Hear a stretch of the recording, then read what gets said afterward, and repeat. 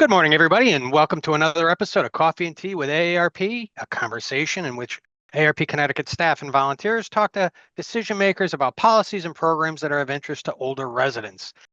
My name is John Erlingheuser, and I'm the Senior Director of Advocacy and Community Outreach here at AARP in Connecticut. And I'm very pleased to be joined today by one of our great AARP Connecticut volunteers, John Wilson. Thanks for being with us today, John. And can you tell the folks what you do for AARP and maybe a little bit about yourself? Sure, thanks, John. I am the volunteer state president for AARP in Connecticut and a participant and a facilitator for volunteer trainings and community presentations. Among other activities, I'm very active in the state Fraud Watch Network and in the AARP National Fraud Helpline. Awesome. Well, you do a lot for us, and you're a good representative and leader of our AARP volunteers and indicative of all the great volunteers we have across the state who make all the work that we do here at AARP Connecticut possible. So thank you, John. It's also my pleasure to welcome Chad Mullin, who's the Director of Financial Security and Government Affairs in the Government Affairs Office at the AARP Connecticut National Office in Washington. So, Chad, welcome, and why don't you tell us a little bit about what you do, about yourself, a little bit about yourself, what you do at AARP, what issues you work on, just a little bit so we can get to know more about you. Yeah. Hey, thanks, John and John, for having me on here. Really appreciate it. So, like you said, I'm the director of our financial security team, and basically what that means is, if it's not healthcare and it's not a house, then it probably comes to our team. We cover a lot of things. We cover Social Security, which of course is super important to our members and all older Americans. But we also cover issues like around age discrimination, workforce issues, fraud, consumer protections, and just general retirement issues as well. So a lot of different things, and a little bit about sort of how we work here at AARP. We have a group of folks that I work with that go up and they talk to Congress day in and day out, and we try to get things done at the federal level. But we also know that a lot of times change comes either at the local or the state level much quicker, much faster. And so I've got a couple of folks on my team that offer to help folks like you, John, and Nora, and others in the state do, carry out your work and try to assist you the best we can so you can go out and do the best you can for AARP Connecticut. Yeah, that's great. And we do work a lot with you, Chad, and we do appreciate all the support you provide AARP Connecticut. And we do work a lot on the issues that you mentioned when it comes to things like consumer protections and fraud and financial security. And we do really appreciate the support you provide us and our members. So thank you for that. And John, I'll just turn it over to you. I know AARP has embarked on a multi-year effort concerning the solvency of Social Security. AARP Connecticut volunteer Jim O'Brien and I are the co-chairs of the effort here in Connecticut. Chad, can you tell me a little bit about AARP's Social Security campaign and why it is so important? Yeah, in fact, I could tell you a little bit and a lot. So you guys are going to have to keep me on time and on task here throughout this conversation. But for one thing, Social Security is just super vitally important, really, to all aspects of our life. It's a really unique program in the sense it's one of the only that you pay into it from your very first check. You get that very first paycheck job. Maybe you're hauling out groceries at the grocery store, or you're working at McDonald's or whatever it may be. You get that very first paycheck. And if you're like me, you look at it and you say, "What is a FICA? What's FICA? And why did they take $7?" Which is probably what they took on my probably not even that much on my first check, and all the way, through your whole life. And right now in this country, we have about 189 million Americans that are paying into Social Security. We have just about 70 million people that are receiving Social Security, over 700,000 in Connecticut that receive Social Security. And those are big, huge numbers. And where I'm at here in Washington, D.C., that's what we talk about is big, huge numbers. And people are sort of obsessed with big, huge numbers.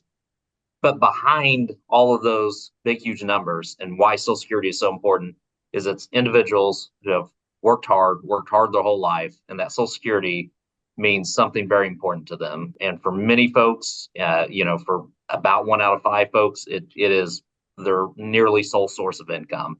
So it's what's separating them from poverty. It's what's keeping them in a house. It's what's keeping food on the table, medicine, whatever it may be. So it's a vitally important thing.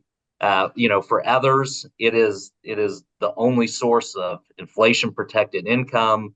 Maybe they have a little 401k or a little pension, but that Social Security is what allows them to have a decent retirement. Maybe take a trip once a year. Maybe spoil the grandkids a little bit at Christmas, whatever it may be. It's so important. And then for our communities, it is so important because it injects a lot of certainty into the economy. It injects dollars into the economy. So it helps our small businesses, our communities, our grocery stores, our restaurants stay in business. So Social Security is more than a program. It's more than these big numbers that people always talk about. It's just really a vital program. So one of the things that we want to do here at AARP is celebrate the fact that it's been around for 90 years. This year is its 90th anniversary. And we want to make sure it's around for at least another 90 years. It has Social Security has never missed a payment in 90 years.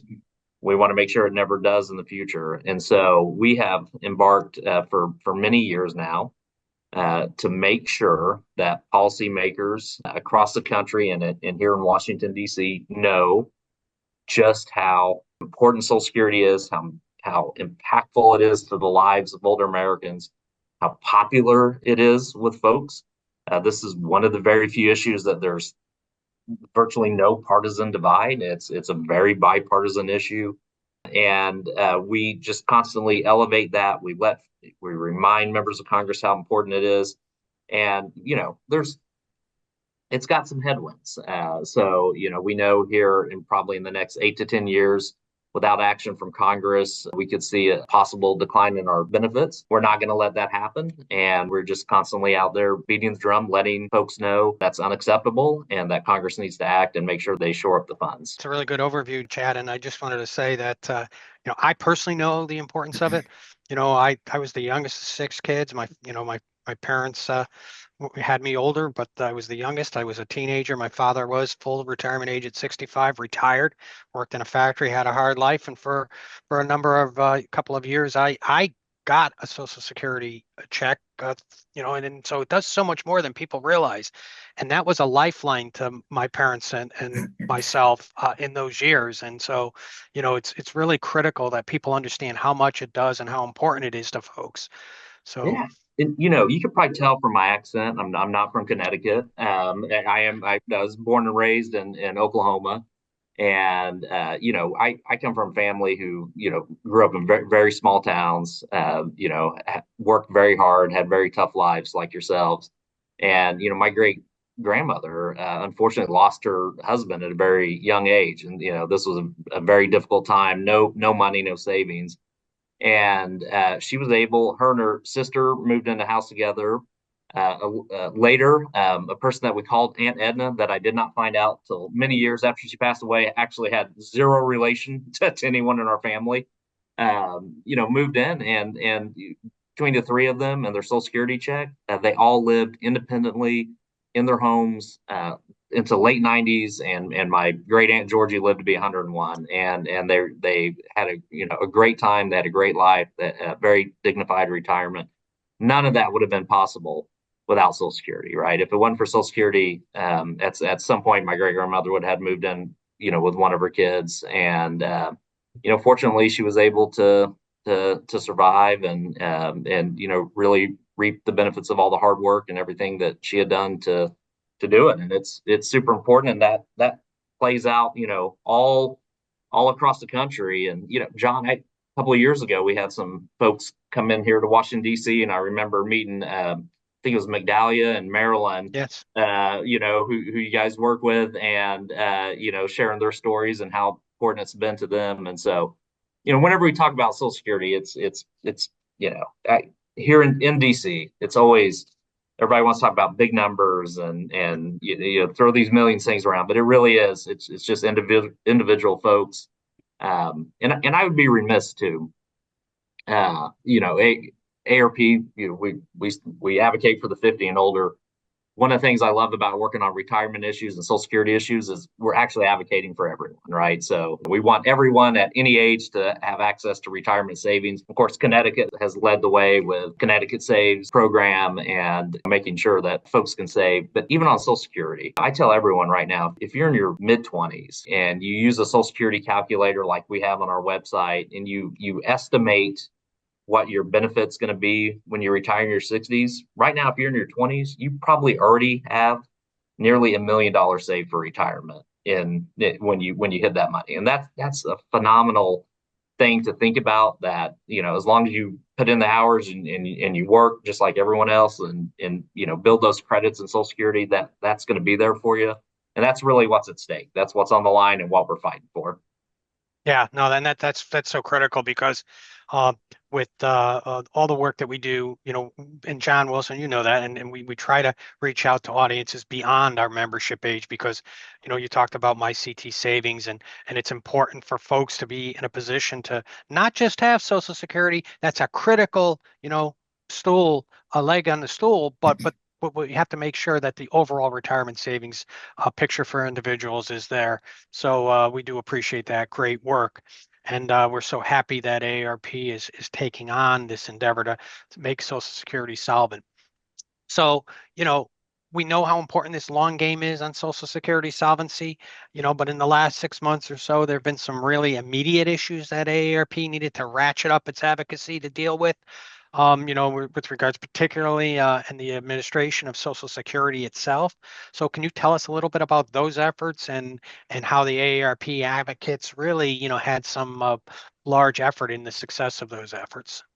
Yeah, and so going back to kind of what I said earlier, Social Security is really unique. You pay into it for your first paycheck to your last, and we firmly believe that when the time comes and you want to reach out to the Social Security Administration and get your questions answered, or make changes to something, or you just want to have a conversation about when the best time to claim or retire is and get your questions answered.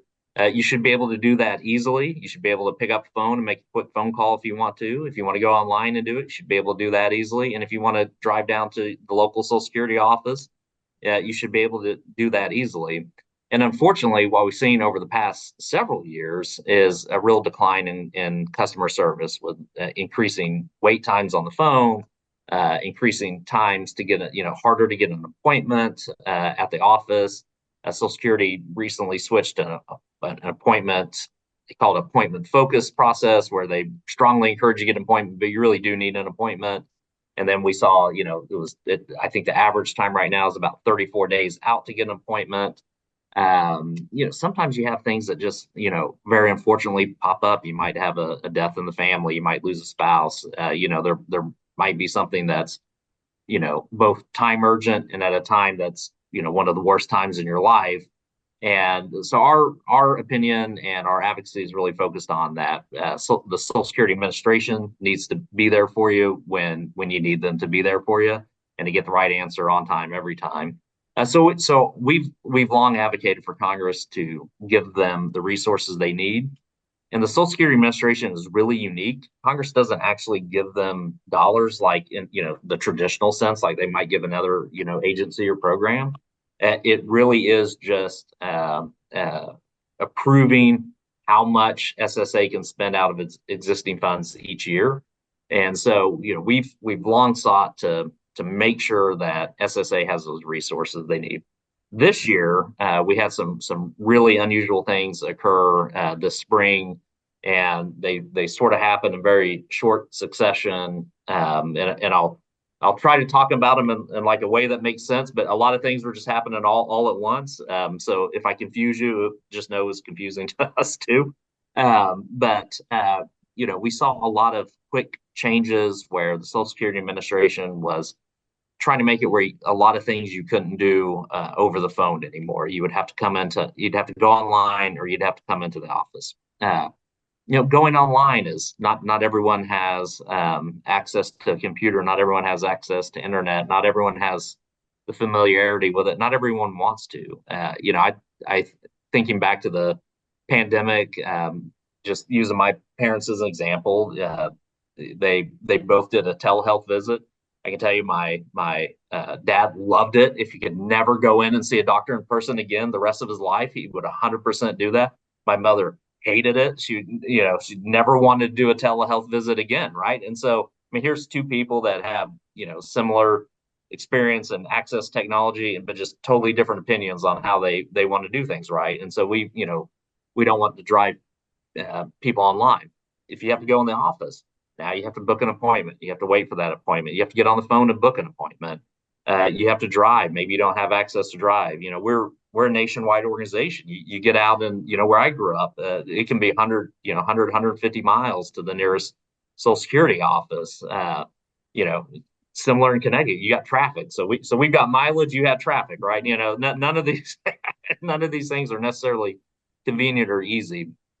And then also at the same time, there was some additional things going on, and there was leaders at SSA at the time, making remarks about whether the agency would continue to stay open and all that sort of thing. And it was just really unfortunate. It created a lot of uncertainty and a lot of fear. And I'm really happy to say that AARP sprung into action. We immediately started talking to members of Congress. We immediately started talking to the administration. We sent letters. We mobilized our volunteers and our members all across the country, and just in just a number of days, we had already sent well over 1 million emails to Congress and a few 100,000 phone calls, and that has sort of over a couple weeks period that turned into a point where our members have taken nearly 4 million actions between phone calls and emails, reaching out to leaders, reaching out to members of Congress, and letting them know. And because of that, a lot of those bad changes were reversed. So we're kind of at a point now where we're back to where we were, which was not that good to begin with, right? So we still have a lot of work to do. There's still a lot of things still need to change, and we're going to continue to fight and advocate for that. And I'm just so thankful to AARP members in Connecticut and all across the country who took time, raised their voice, reached out to their member of Congress and let them know. And it has made a huge difference. So, I have the opportunity to visit with a lot of members of Congress and their staff about this issue. And I can tell you, like, we have caught their attention. They're very focused on it. It really has worked. And, we had just a couple of weeks ago, many of our volunteer presidents were in town and making the rounds on the Hill, talking to folks, and you could just feel a real difference. So the proof's in the pudding. We're going to continue to advocate. We're going to continue to make sure that SSA delivers on its promises. But if not for AARP and its members and others who joined in on this fight, raising their voice, we wouldn't have been as successful as we are. Still have a long ways to go. This is not like mission accomplished banner or anything like that. But just, I feel like we're making good progress, and we're going to continue to fight until we get to a point where, you can pick up a phone and within a few minutes talk to a human if you want to. You can go online and have a good experience if you want to, or you can drive to the local office, and get an appointment in a few days if you need to. So one of the key takeaways there is that when AARP reaches out to you, if you're an activist or a non-activist or just a member of the public and says, listen, we need you to talk to Congress about this thing, or we need you to talk to your state legislature about an issue, it has an impact. And that's the strength of AARP. Our nearly 600,000 members in Connecticut and nearly 40 million across the country. When they get a hold of policymakers, it makes a difference because they know our members are engaged and they know our members vote. So, and I know John Wilson, who's going to ask our next question, was one of those great guys that was down in Washington a couple of weeks ago advocating for our members here in Connecticut. And we really appreciate that because we know he did a great job. Chad, you mentioned a few minutes ago that Social Security is celebrating its 90th anniversary. I'm sure AARP on a national basis has a lot going on. Can you tell us what some of those activities are? yeah, so I'm glad you said celebration. I mean, it is a celebration, and it's remarkable that the program has been so successful, so popular, and never missed a payment in that time. to really, mark this occasion. We have nearly 400 events going on in every state, uh, plus a few districts, and just all across the country. Some have already happened, some are coming up, and a lot are on August 14th, which is the actual date that the act was signed. And similarly, we spent a fair amount of time here nationally doing a fair number of briefings on the Hill about the importance of Social Security. And we also have a survey that's coming out here week after next. It's a survey that we've done every year since 1985. We basically ask the same questions, and it's how Americans feel about Social Security. And what's really fascinating to me is if you go back all the way back to 1985, people were concerned about Social Security not being there for them. And those people that were probably had that concern are probably receiving Social Security right now, right? So people were worried in the 80s it wasn't going to be there for them. They're getting it now. People today are worried it's not going to be there for them. We're going to fight and make sure that it's there for them in that future. But we are doing things like, we're hosting baseball games, meet and greets, lunch and learns, panels, you name it. If you can think of it, our folks that are super creative all across the country are doing a number of things. We're lighting up landmarks, and really just it's all part of that taking a minute, pausing, thinking about how great this program has been, and then how important it is to protect it for the future. The other thing that we've done, if you are an AARP member, the bulletin from 2 months ago, we completely dedicated that to Social Security and to Medicare, who's also has their anniversary this year, and really told the stories. A lot of just had folks talk about it. You should be getting your next issue of the bulletin any day now if you didn't get it yesterday or today. And we have some more great information and some more just sharing stories. So all of this really is to just help raise the awareness of how important Social Security is and how how successful it's been. And to both of you, John and John, I've got a little bit of a challenge for you and everybody who's listening. I don't know about your family, but in my family, it's rude to talk about money. We don't talk about finances. It's just, people don't really sit around and talk about it.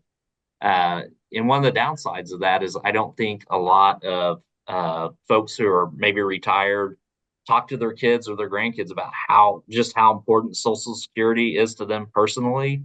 And I hope one of the things that we can do as we celebrate this 90th anniversary is if you have an opportunity, let your kids and let your grandkids know just a little bit about how you've earned Social Security through a lifetime of work and how important it is to you in your retirement now. And I think that'll help the younger generation understand that this program's been around for a long time. It's helped a lot of people, and talk about how it's helped other people in your family too. So we're doing all those things. We're excited, and I know you guys are doing some great stuff in Connecticut, so it'll be a good time. Chad, you mentioned about talking about money in the family. We can talk about Social Security to our kids, to our grandkids, without saying, here's the size of my check, here's what I do with it. Yeah. So we can still talk about how important the program is to our family, to our friends, to our next door neighbors who might not know about some of the things that Social Security can do for us. So I think you made a good point there. We can do that without opening up our wallets.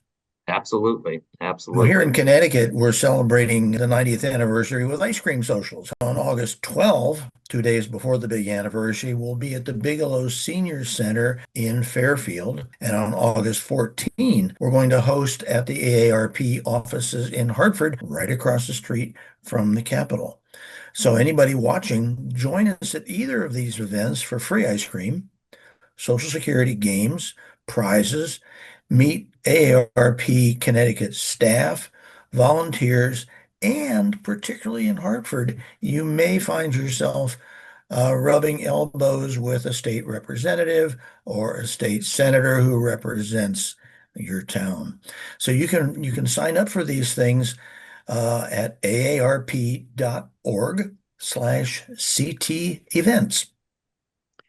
Great. Thank you, John, and thank you, Chad. And we're getting really close to the end here, but I wanted to just say I give you, Chad, one last opportunity. If there's anything you think the folks should know about the Social Security campaign that we haven't touched on as of yet.